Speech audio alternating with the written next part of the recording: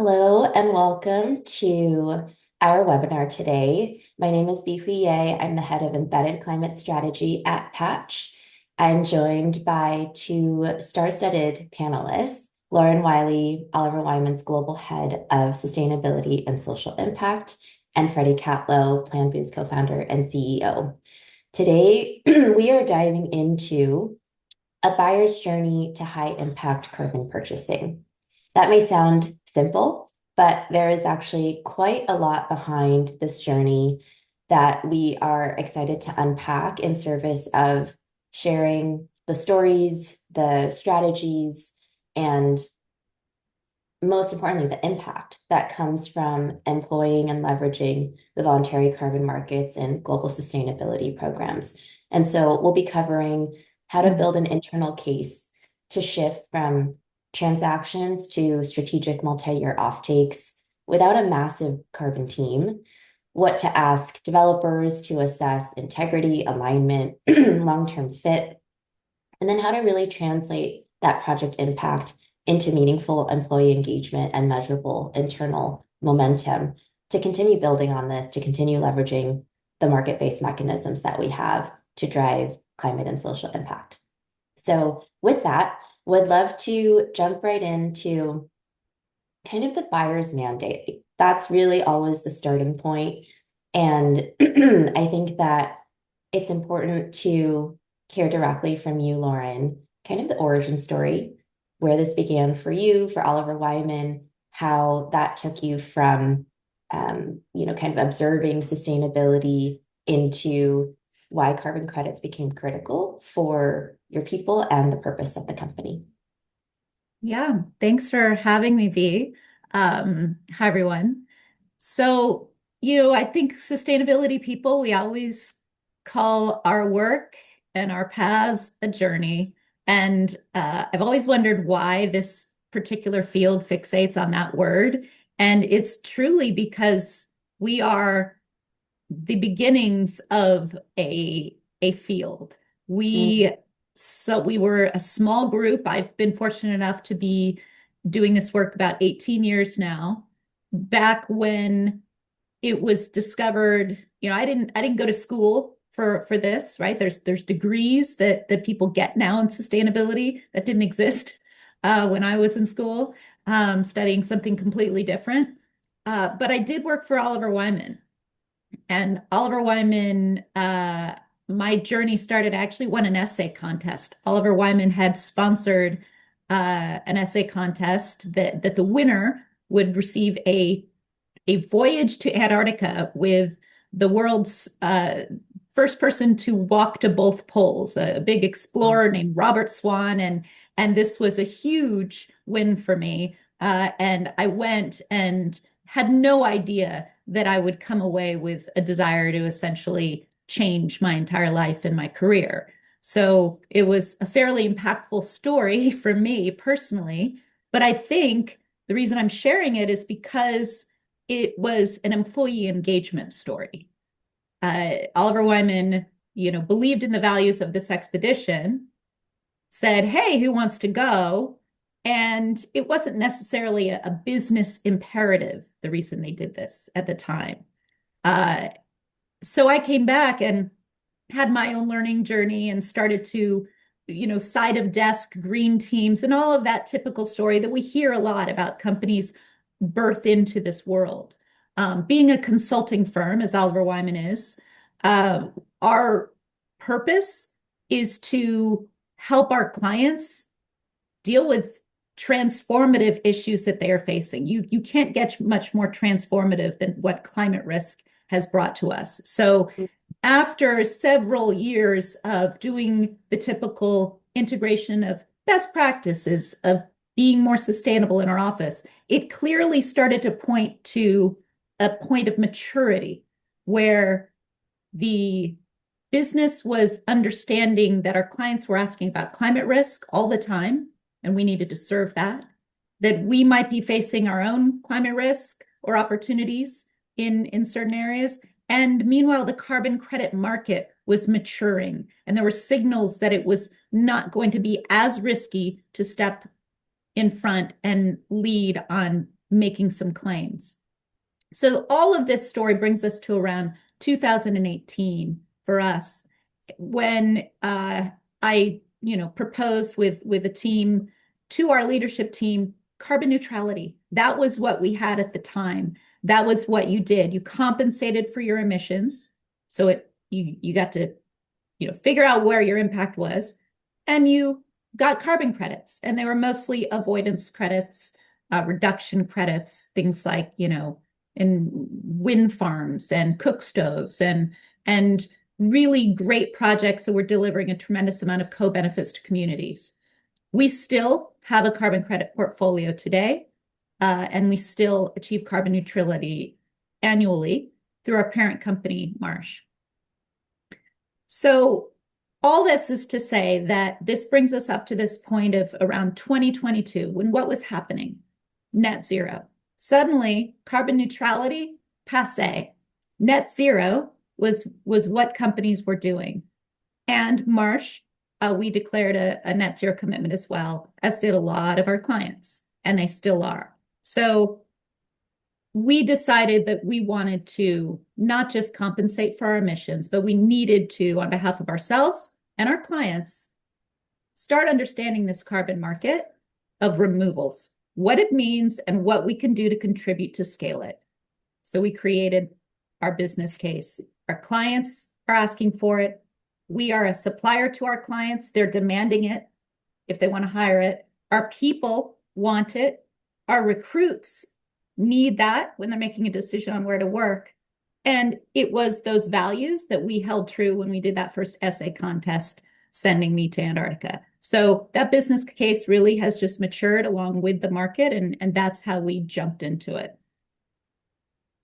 Love that story, Lauren. And I think it's both unique and, like you said, really accessible, right? Because the evolution of corporate sustainability is such that there's been a lot of internal movement and energy to build compelling business cases that are as close to the core competency as possible, not maybe corporate sustainability of the past or even kind of philanthropic stripes of, if we support these goals and they are connected to our corporate values, is that enough? This really is part and parcel of our business, as you laid out the different stakeholder groups that supporting a carbon credit portfolio was activating.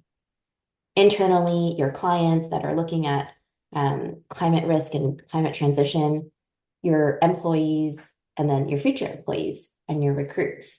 So it's a really great foundation, I think, to then think about in that journey from almost ground zero to we have this portfolio, we're leveraging the market, to the next phase of the journey, which I think we are seeing this inflection point in the market from spot purchases to more embedded strategy and multi-year offtakes.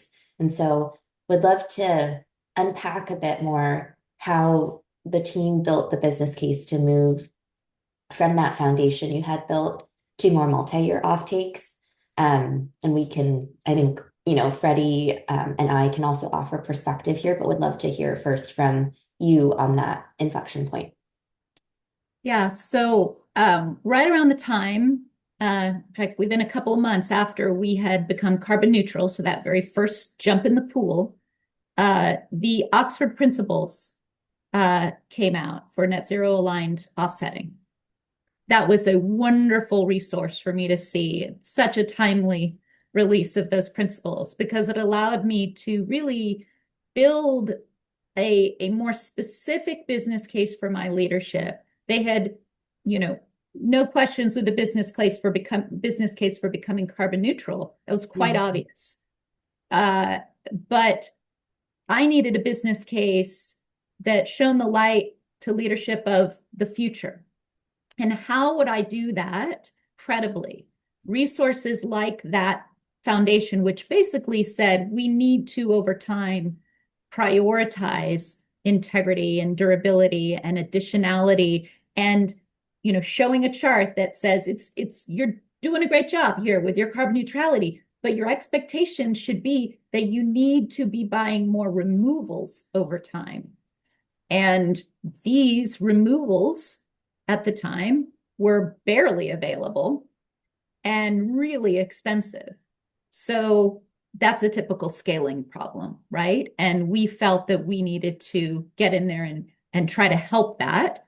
But that first year, it's such a big learning curve, this space. Mhm. So the first year, when I received approval to go ahead with this climate leadership portfolio idea, I reached out to Patch and who I knew because we actually had an Oliver Wyman alumni working there, which is always great to be able to connect in with our alumni and support what they're doing.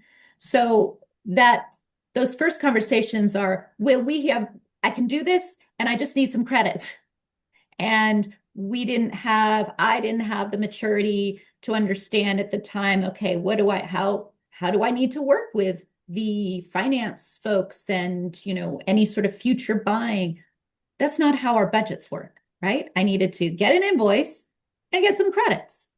So that was available to me in the form of a spot purchase. And Patch was able to secure me a spot purchase for some credits with Carbon Cure. I also knew the guys down the road. I'm in San Francisco here. I knew the guys at Charm. And I said, hey, do you have any carbon credits that I could retire now by any chance? And they had 10. So I bought 10. And it was really a simple, hey, let me make sure something is credible. Let me do this due diligence. But there was an okay, you can buy small amount. I didn't have to be a big buyer spending millions of dollars. I started with 10 and I started with the patch spot purchase. And we also, because this was a contribution portfolio over and above our compensation portfolio with Marsh, I was able to do some donations philanthropically. I was also able to support financially through, almost a donation to a startup that's doing incredible things with marine MRV called CGen. So all of these things that we are finding, what needs to scale? Natural climate solutions, technology, and carbon credits. So this very unique portfolio allowed us to jump in there and buy spot. But as soon as I did, that next year, when I started learning, particularly from Patch, because there were so many resources to learn from, like UB, I said, well, we really need to move to offtakes because I've now learned that while I'm sure Freddie and his team would love a spot purchase, the real impact, the transformative impact, which is what Oliver Wyman wants to do, help clients in transformative moments, that was going to be in a longer term commitment to buy credits. That is what unlocks the ability for them to plan ahead. And so I simply brought my CEO and Patch's CEO together on a phone call, right? I felt like, sure, I could explain this to my CEO, but wouldn't it be more powerful for a peer-to-peer conversation where, they could ask questions of each other and really come to that decision? And that's what we did. And so off takes it was. So the next year we were able to do a smaller off take. We couldn't commit 10 years. So we couldn't, join some of the big consortiums that are doing this amazing forward looking. We didn't have that need because we're not a big emitter at all to plan ahead for all of our energy use. We just jumped in small, but maybe Freddie can speak to how that's just as needed as the big headline announcement. And I think, as an objective that I would have personally today, if you're in this virtual room and you're considering a buy and you're feeling like, it's too risky or we're not a big emitter, it's really easy. And we kind of need everyone in the mix. Absolutely. I think a few really great points I want to highlight and then definitely turn it over to you, Freddie, for your important perspective here. Everyone in this space has seen the headlines about Microsoft's pause on their CDR strategy, which feels incredibly impactful, even from an optics perspective. If we don't yet know what that new strategy will look like, because they're the biggest buyer in the market. But I think what headlines often do is they flatten the actual truth, the happenings, right? It's about catching attention. And there was really great analysis from Tank Chen at CDR.FYI looking at demand just from April 2026, this month. And I think it shows how, within durable CDR specifically, non-Microsoft buyers account for 90% of all delivered credits. So the rest of the market is really pushing on delivery. And there are about 260 suppliers that have sold durable CDR credits to date. The demand beyond the major buyer, Microsoft, and then other hyperscaler companies that have sort of the emissions profile, the high profit per emissions that you're talking about, Lauren, those are so important. But I think bringing in and activating the rest of the market is even more important so that it truly is a market, and finding the right sort of match in terms of the strategy, the stakeholder set, the corporate values that are really leading to some of these inflection points from spot to offtake, and then, how we found and I think assess the fit with Planboo and Oliver Wyman. I think that is so impactful. And so with that, would love to turn it over to you, Freddie, to share a bit more about what Planboo does, why this model really works for buyers like Oliver Wyman, and how kind of the journey has played out for you from your perspective. Sure. Well, yeah, thanks for having me here, V, and good to see you again, Lauren. Um, yeah, so from like our role in the ecosystem, so we started sort of 6 years ago with a core mission of how do we tackle climate change, and we landed on carbon removal as a very and biochar is a very tangible way of doing that. And we started our journey by developing our first biochar project in Sri Lanka, and we realized quite quickly that like really we need like millions of producers to be removing carbon from the atmosphere. And so we can't do it alone. We can't go by ourselves. So I think we've played a similar role to Patch. We've evolved to more of a similar role to Patch, but instead of facing the buyer and kind of building their strategy and working with them, we're working with biochar producers and facing them to guide them through the standards, the certification, getting them to market so that their chance of success increases. And we work with partners like Patch so that we can bring these two stakeholders together, the buyers and the producers. And I think the need of this in a nascent market is becoming more critical because there's so much learning that's ongoing. Like Wongpai, this project that we're referencing today, the one that Oliver Wyman has purchased, like they started their journey into biochar 4 years ago, and the learning journey that they've gone on with us like is increasing the chances of success for other producers in the space. Like they are becoming pioneers in Thailand. They set up the Thai Biochar Association recently, and they've really built an ecosystem around biochar, around themselves, which did not exist 5 years ago. And I think the need to have more runners in this race, in this marathon that is 2050, we need to remove 10 billion tons of carbon from the atmosphere. I was doing a little bit of maths just before I started, and with the support of Claude, I'll have you know. But it was the marathon was last weekend. I don't know if anyone followed the marathon, but first time in history, someone broke the 2-hour marathon record. Well, Sebastian Sawe. And so I was like, okay, well, if we need to get to 10 billion tons in 2050, like how far are we into a marathon if we've removed 1.3 million tons as an industry in the last sort of 5-6 years? And we've taken 7 steps forward in a 42-kilometer race.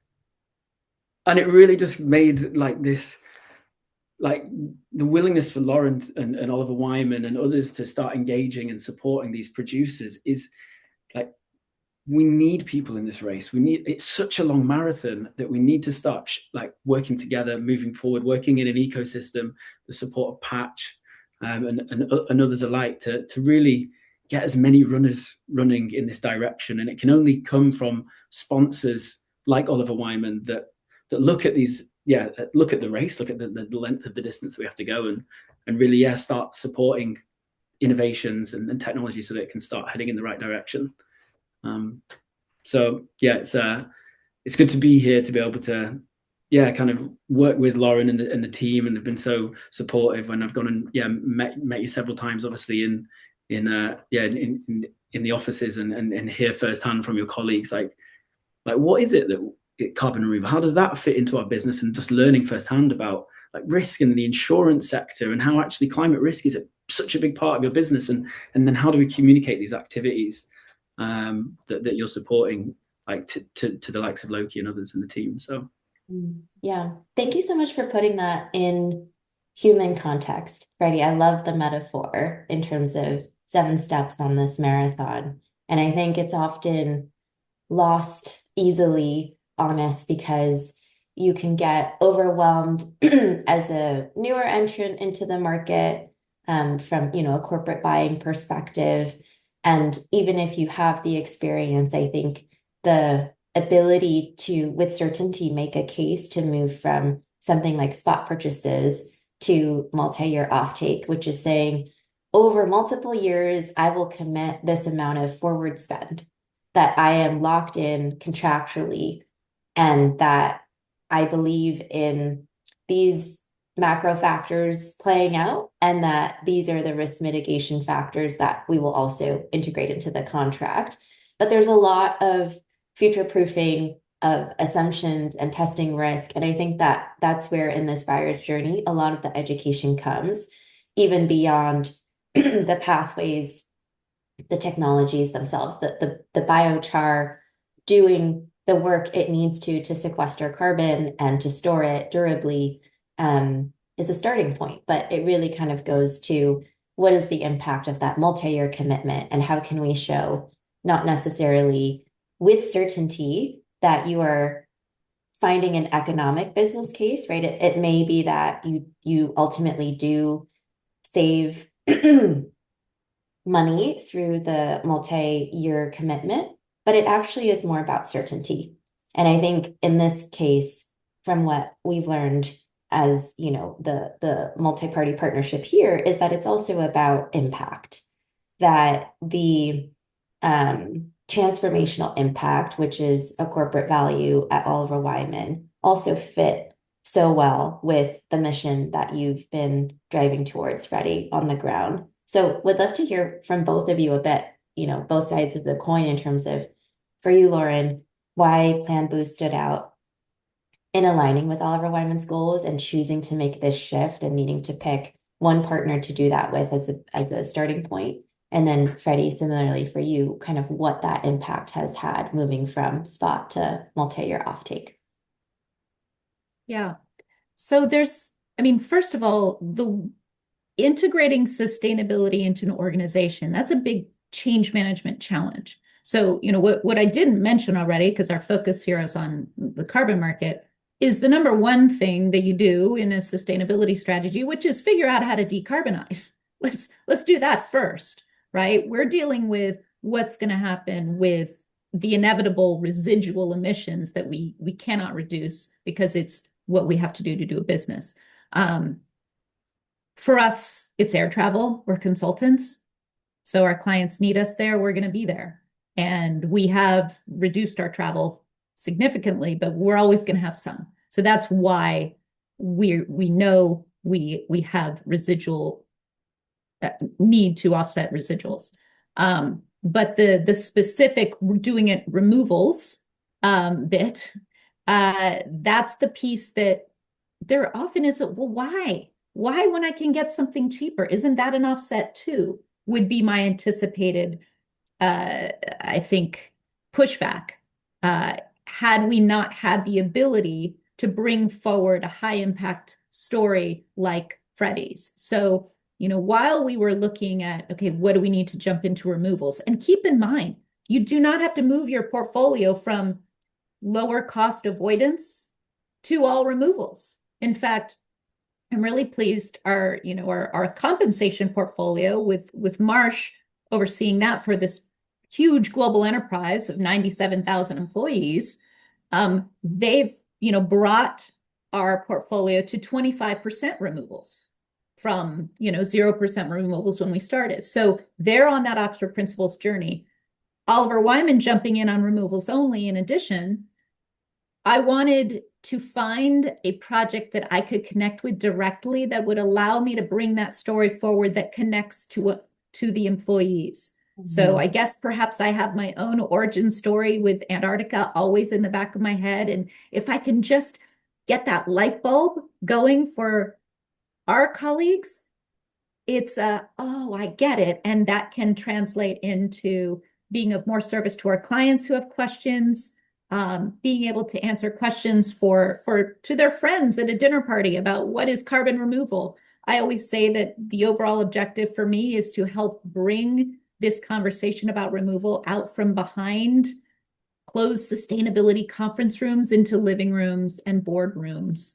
And so Freddie, I meet one day in New York City. It's Climate Week. Patch had convened a group together for a lunch. And there was a peer of mine at another consulting firm who I knew at that lunch. There was some journalists at that lunch, and there were a couple of developers at that lunch. And Freddie and I were sitting across from each other, and I was thinking about this storytelling and had some questions and ideas, and Freddie seemed completely willing to say, yeah, that sounds great to me, and I'm happy to be talking with you directly. And that's what I needed. And then, of course, when I learned about the impact and what I think is unique about Planboo, in that it's serving to scale as well. So Patch is serving to scale in its way. Oliver Wyman is looking to scale and have outsized impact with the smaller amount of, money or shorter amount of time frame that we have compared to the big buyers. And Freddie is looking to have this scale of biochar in particular. So we were all had this outsized impact value that we were seeking. And it was a really great match, I think, because of that and because of, Freddie and his willingness as a leader to engage and tell this story alongside with me. So that was kind of it. And then it was just about doing the typical due diligence and understanding and bringing along, our legal team. They didn't have any experience in carbon credits. And, I had a great legal advisor at Oliver Wyman who, we worked with the Patch team and we got there and, looping in our finance people on here's how this multi-year sort of pre-purchase thing is going to work that's been approved. And really everyone understanding that this is new, this is different, but we're doing this, so let's figure it out. And that I think that's Patch's value, especially for an early buyer. It's a lot less scary when you have that experience to draw on. Absolutely. Yeah, there's so many, I think, best practices, even internally with the stakeholder suite. You mentioned legal, Lauren, tax/accounting, obviously the C-suite, and ensuring that everyone is brought along on the journey and that we're answering the questions and showing and demonstrating the know-how impact to bring them on that journey. So super helpful to have your perspective there. Freddie, would love to hear the point of view from your end in terms of, the sort of internal or the initial engagement and then how that progressed. Yeah, and so I think from our perspective, like we're in a dynamic market. We're wanting to meet buyers directly and intermediaries to hear what are the challenges, the needs of the market. How can we solve some of their specific problems? So yeah, when we got the moment and the time to meet with Lauren and hear how employee engagement was an important piece of building this internal narrative and buy-in from leadership to commit to a long-term relationship, a long-term offtake with carbon removal and with biochar, I obviously took the opportunity and we started discussing and I think just having that kind of 3-year horizon, we're able to kind of collaborate and learn, and the learning starts to compound. We see over time and over the years how the conversation in an office in London changes when you go to New York, because there has been an internal buy-in and awareness and understanding that's grown. And then how that then, so I think a continuation and a compounding effect on Lauren's side when building this relationship and understanding what we're doing and how the projects interact and what happens. And then on the kind of to mirror that on the opposite side, like the producers and our operators having and Wong Pai having that horizon and certainty in their operation allows them to innovate, allows them to develop new equipment, develop wood vinegar, do more biochar trials, and that in itself is kind of it's kind of the carbon removal credit has subsidized that activity, and now they can start to stand up additional revenue streams in their project. So actually there's a long-term benefit from Lauren's viewpoint because the cost of carbon removal is coming down, whilst the innovations that she and Oliver Wyman have subsidized go up. So I think that from our side, just being able to blend those two relationships together to recognize that if we can support projects on this longer duration, on this longer journey, then naturally they're going to be able to improve and innovate their collective understanding. And it's really wild to actually just see how many different kind of sub products and revenues can kind of come together out of biochar, from wood vinegar, which is now being used as a pesticide, like a local pesticide, which is condensed from the gases inside the kiln. Like that would not happen if there was not this kind of support and subsidy over several years to give the producers and ourselves the opportunity to innovate and learn. And I think that has really, and it will continue to aid and support the development of biochar, which then I believe that over time, we're developing a carbon negative product, a carbon negative industry, that perhaps in 5-10 years, the carbon credit won't be as necessary, because we've actually just stood up a carbon negative industry and a business model that works globally to serve the needs of agriculture, of construction, of pharmaceuticals, of filtration. So I think that there's so much compounding like gain to be able to support projects on a longer journey with this subsidy of CDR.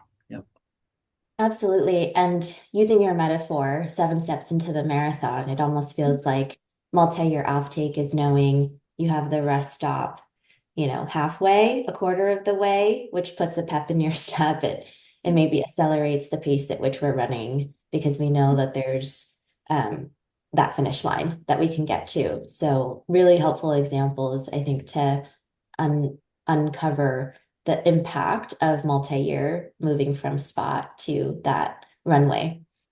I'd love to take a moment to really dig into the employee engagement that was unlocked through this partnership. And I know that it's really close to both of your hearts, from sort of your experience, Lauren, and then obviously activating the community that you're partnering with Freddie at the Wong Pai facility. So we might even have some visuals here, but would love to hear, Lauren, how this came to be, and what Loki was able to sort of experience through his visit to this facility. Yeah. I mean, to echo Freddie's point, this is, a year goes by really quickly. I don't know if anyone's noticed, but I certainly have. You sign an agreement, and then it takes a couple months for the accounting to deliver the check, and then there's a holiday or a vacation, and pretty soon you're 6 months in, and right, I need to have that. It's a lot, and when you're a team of 1 or 2 or 3, it's really a lot to think about. How do I activate this now? I have my other stuff on my plate. So that time horizon that Freddie speaks of, that's so important to, in this case, Wong Pai, is equally important to actually activating the why are we doing this for Oliver Wyman.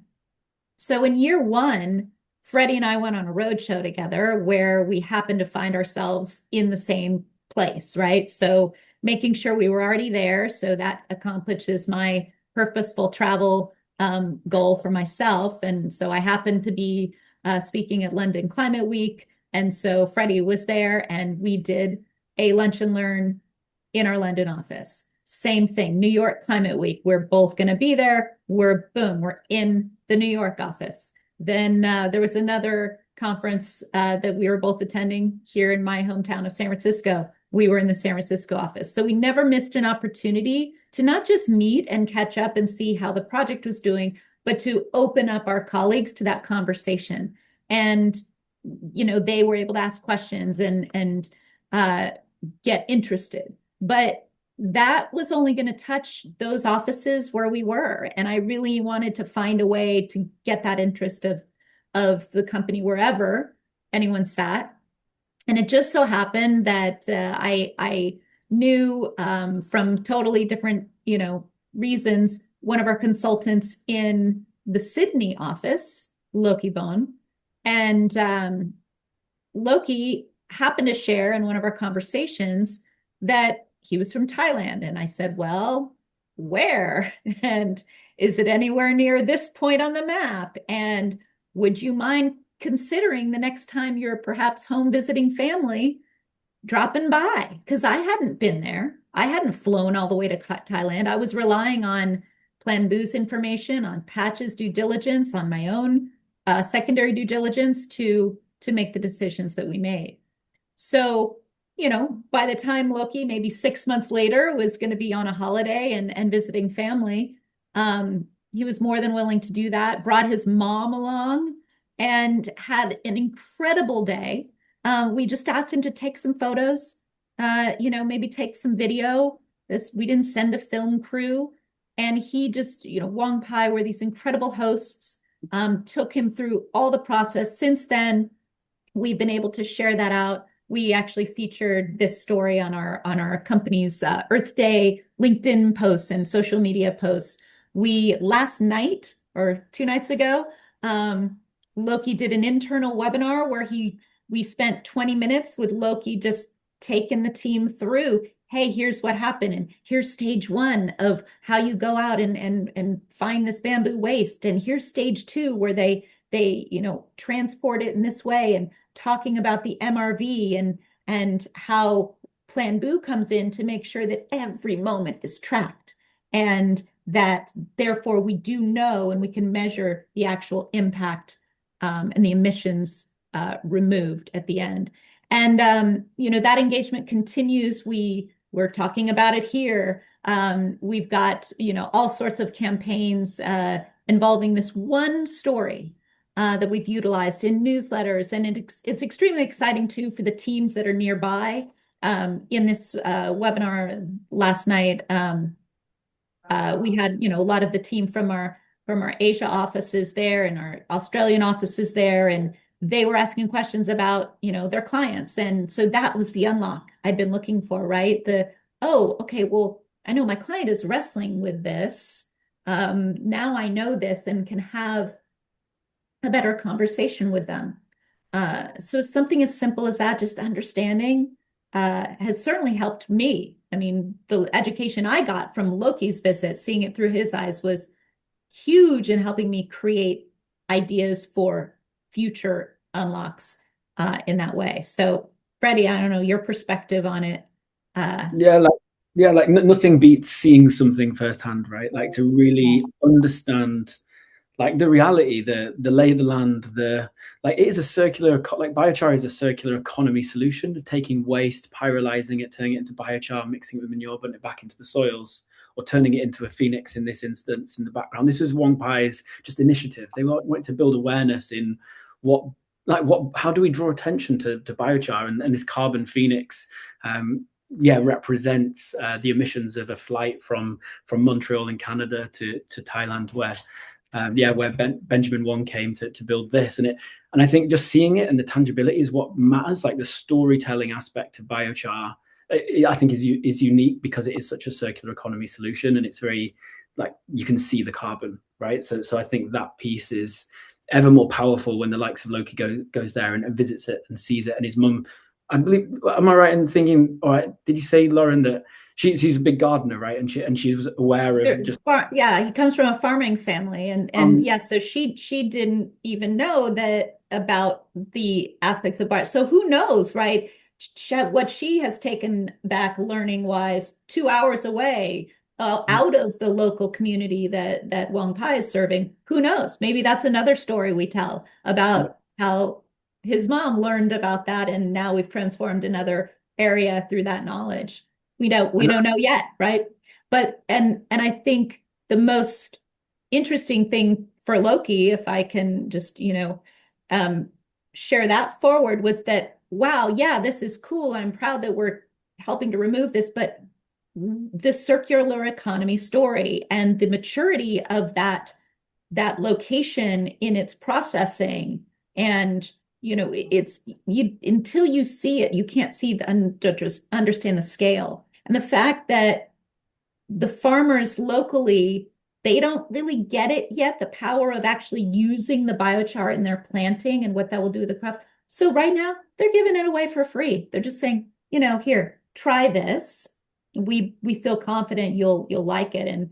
And that's their first step. Is so this is such a collaborative and interesting space and time in this particular channel, biochar, but we could replicate this story with any carbon removal pathway, right? There's so much learning, there's so much opportunity, not just for removing carbon, but for the communities and the businesses involved. I mean, there is, in my opinion, nothing wrong with taking this really unfortunate, horrible experience we're facing, where we have a need to remove a tremendous amount of tons of carbon, and we don't have the ability to do that yet, but to also save room for, this could present an opportunity for a farmer who didn't have a revenue stream before that might have one now, or even a big business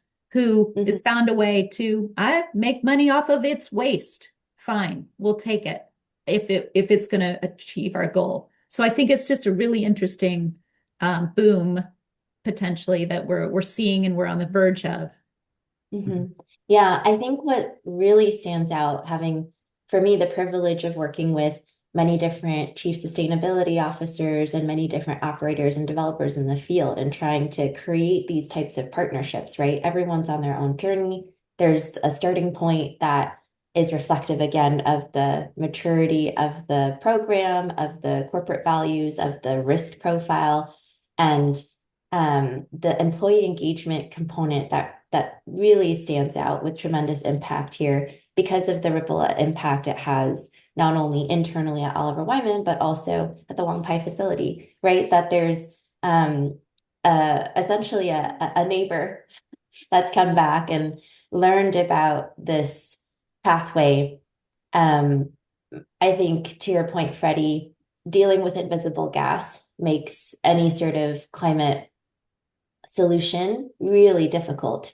But these experiences that you both have created for Loki, for all of the employees through your effective sort of roadshow of lunch and learns, and then the opportunity to build from there, I think has a lot of staying power. And it's, I think, often overlooked actually in these types of partnerships where people focus on climate claims, on kind of the carbon accounting piece of it, on the technical components of, the carbon neutral position, rather than the moving ability of tangible impact with your workforce and with your other stakeholders that can really take this and be inspired and think about how it can impact other stakeholder sets as well. So massive kudos for leaning into that component of the partnership, and I think seeing the impact from it. I think, yeah, go ahead, Freddie. I think it's so important, like for actually to tackle climate change, it cannot stay in a report. Like it actually has to be so tangible and so real that people can see the physical benefit of these solutions. If it gets siloed into bureaucracy and targets, and it does not have the human story, like 99.9% of people will just turn off. Like it, and that is tragic. Like, and I think we really need to do better as an industry to invite the conversation with colleagues, with friends, with family about what carbon actually is. Like it's this invisible gas. Well, no, in this format, carbon is an invisible gas, but it's also like I am 20% carbon. Like it's the thing that makes up the table that I'm sitting at. The like so it's trying to put the reality of carbon into something that is more like inviting and welcoming and tangible for people to understand. And I'm really proud of the work that Wong Pai have done in trying to invite and create this like place and this space for people to see and touch and feel. And it has a ripple effect that is almost immeasurable, like the psychological shift that changes when like it can't it's intangible, that kind of like network effect of conversation that ripples out and education that ripples out of like a physical activity like this. And I think that's what we need to really work more on as an industry, to help those kind of conversations and these solutions to really run into the race of 42 kilometers. 100%. Without that, I think it is incredibly locked up in the impact report, the PDF, right? And I think that's, a massive part of why we want to run webinars like these, to highlight the stories of impact and the investment that's been made, how that becomes a tool to continue to build on. It's not checking the box. It's not saying, okay, we had a claim that we need to sort of address, or residual emissions that we needed to offset, period. But really, how does that then become a tool in the sustainability toolkit, and again, a foundation to build that impact from? So really helpful perspectives, I think, awesome detail in terms of how that's really transpired for each of you. And we're coming up towards the end of our time, and we have a few questions here, actually quite a few. Let me see. I think there's an interesting one around when you described the business case that you made to your colleagues, Lauren. A lot of this market is built on trust, collective trust in the standards, the guidelines, again, sort of the forecast that we're making to think about what will happen in terms of planetary boundaries, what will happen in terms of market dynamics, and then how the case to invest, again, in this multi-year fashion addresses that and puts Oliver Wyman in a position of strength and of impact. And so this question is really about, how did you go about building sufficient trust with the Planboo team, with Patch, so that you felt comfortable taking the leap? Yeah, no, you're so right. This space is filled with people who are just, really hopeful that they can indeed trust each other, because we are all jumping into this. I'll use that metaphor again of jumping to the pool. We're all just jumping into it together, and we have to trust that we're jumping in with the right intentions and moving forward. But that's also, that's nice, right? The business reality is that you have to make sure to insure against that. And so Patch, it was understanding that due diligence and all that. But I mentioned an Oliver Wyman alumni work for Patch. For me, that was okay. I've got sort of an extended family member there at this company, right? I trust that relationship. And I put a big weight on that. And I was under a time, resource. I didn't have time for some big broad RFP to all of the providers that I might work with. So that was a big first step. And that was about a relationship, right? But really the due diligence that Patch provided quickly made me realize that I was, in good hands. When it came to Freddie, again, that was about a relationship and being able to understand that willingness to share with me the full story and not just hide behind a bunch of emails, and to really open up and be honest with me about needs. But I think ultimately the fact that we were able to say, we're not going to be making some big, huge, multi-million dollar 10-year commitment here. To me, that would be a scary big risk to make right out of the gate without having any knowledge about this market. So I was able to jump in on a smaller level and say, you know what, this is the investment we're willing to make in this market. If for some reason my judgment was way off, that's part of the learning. I'm sure, when the financial markets were being born, not every single company being invested in was successful. I don't know that we're given a lot of grace in this market for failure, because everyone is feeling the stress of needing to fix this problem quickly. But this is the biggest problem that our multi-generations are facing. So, we need to just jump in and trust and hope. But I think when you have the right people involved and the right due diligence involved, it's fairly easy to get there. In terms of, I just read the question and bringing Freddie actually into the offices and trusting, I don't know, Freddie, that you weren't going to start, saying something out of turn. We prepped, right? I said, here's, listen, what are we going to talk about? And, here's what I'd like to convey. And here's, what do you feel? And, you knew that you were going to potentially be getting questions. That was a big leap of faith, right? I'm imagining that first one in London, right, where there was hundreds of people in the room. You were trusting maybe that we weren't going to come at you with questions you couldn't answer. It was about jumping in together and trusting. Yeah, Absolutely. Freddie, any other perspective to share on building trust together? yeah. I think it's like we have the guardrails first and foremost. Like there's due diligence, there's standards, there's rating agencies. We have protocols to get to where we need to get to in terms of quality integrity. But it comes down to trust and in relationships and actually speaking face to face and understanding like what's the intention, where are we trying to get to, and having that shared kind of belief in where we're shared belief and vision for what we want to contribute towards in our careers, in our lifetimes. I think it comes back to that very like genuinely like pure human relationship with people when we talk about trust and relationships. And yeah, it was a bit of it was daunting to jump into the Oliver Wyman HQ in London, and I bought on a shirt, and we were there, and we had a lot of questions, but it was fascinating to have that kind of like immediate feedback response. What resonates?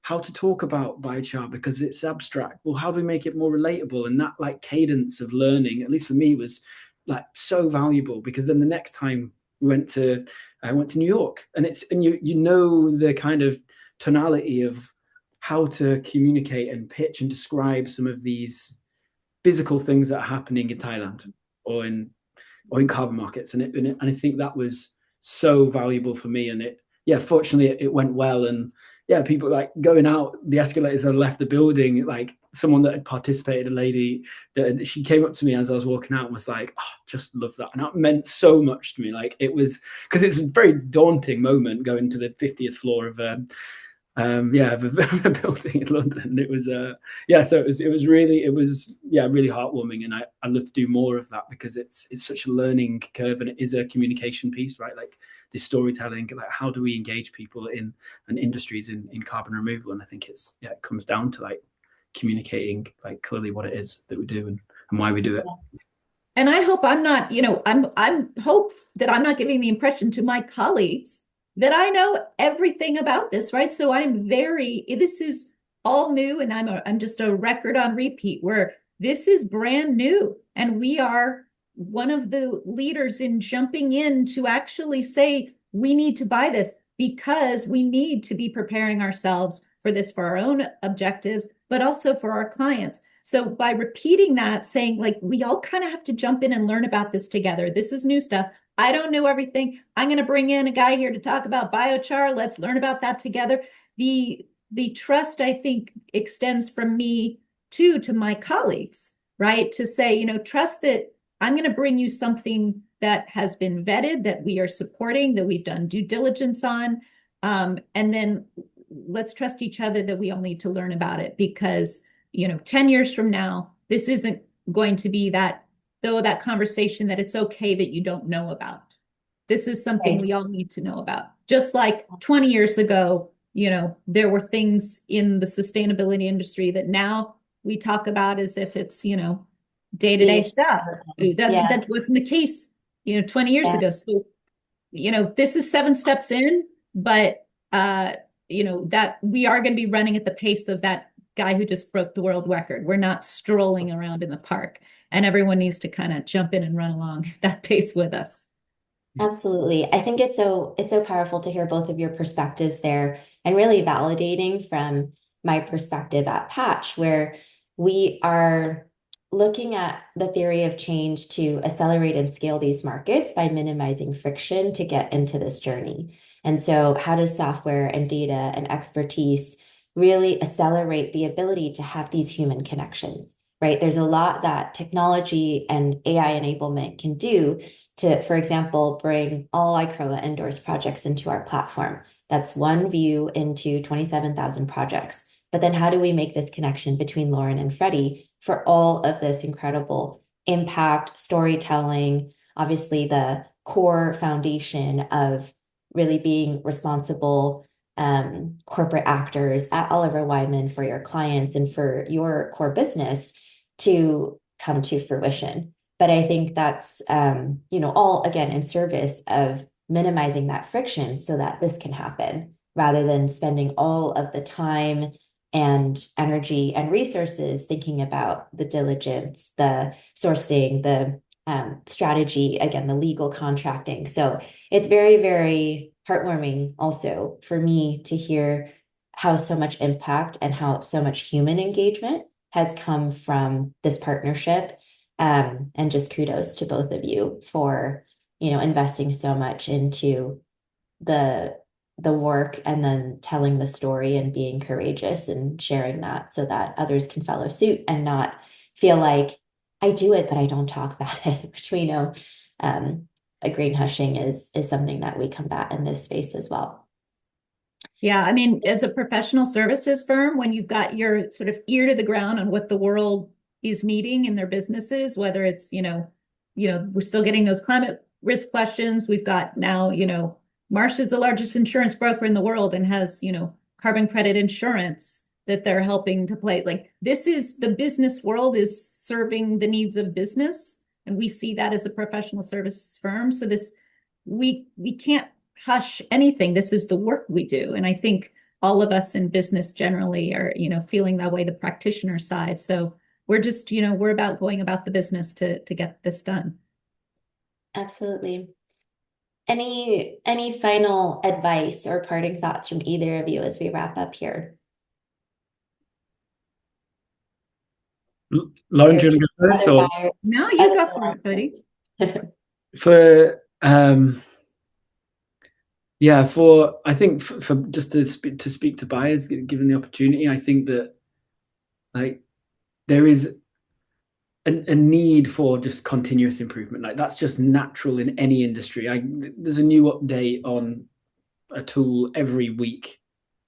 Like there is just but we have to start moving to be able to start learning what is the next update, what is the next revision, like and we can't get like stuck on the starting block, like trying to tie our shoelaces in the right way and get the right trainers on and like we actually just have to start moving, and we will learn by doing, and that learning like ripples through a network of people that are collaborating on this shared goal and this journey. And I think so 10 credits, 1 credit makes a difference, because then you're like learning, you're understanding, and what that does for projects that learn and understand, it becomes so catalytic. And then for producers, developers that perhaps on the call, like trust that you believe that this is the right thing to be doing, because it absolutely is. Like this industry has to exist. Like if it does not, like the world is going to go into a very, I don't want to end on a negative tone, but we need to really like continue learning, improving, and communicating and sharing with the ecosystem, with the industry, learn from one another, because it is a new space, it is a new industry, and it is a marathon that needs millions of runners. So let's work together. Not one person is going to sprint to the finish line. It's impossible. So those are my 2 kind of bits of advice. And there's you can apply a business lens to all of this, right? So if your leaders aren't going to respond to, the world is going to be in a dire place if we don't do this line of business case, they will respond to, hey, there's a need to do this for these business reasons. And by the way, there's a biochar project out there, and we make clothing, and the feedstock is cotton. So I don't know, how about this as a potential project? There is a strategic story ready. So, find what works for you, do that matchmaking, pick a metaphor. This space is rife with metaphors. Jump into the pool and swim, starting block, run. But, it is important to jump in. And I would say, as the practitioner, the learning curve requires you to jump in quickly. If you've got a 2030 goal, that's around the corner. I've been now buying in this carbon removal thing since about 2022. So, right, I'm just where I am now, where you, if you're not buying, are going to be in 2030 when you have to start buying if you need to. So, come on in, the water's fine. Love it. Thank you so much both for the tremendous insights, the advice, and again, humanizing the impact that you're leading together. Thank you all also in the audience virtually for joining. We hope you took away some key insights, and we look forward to the next time we can all get together. Cheers.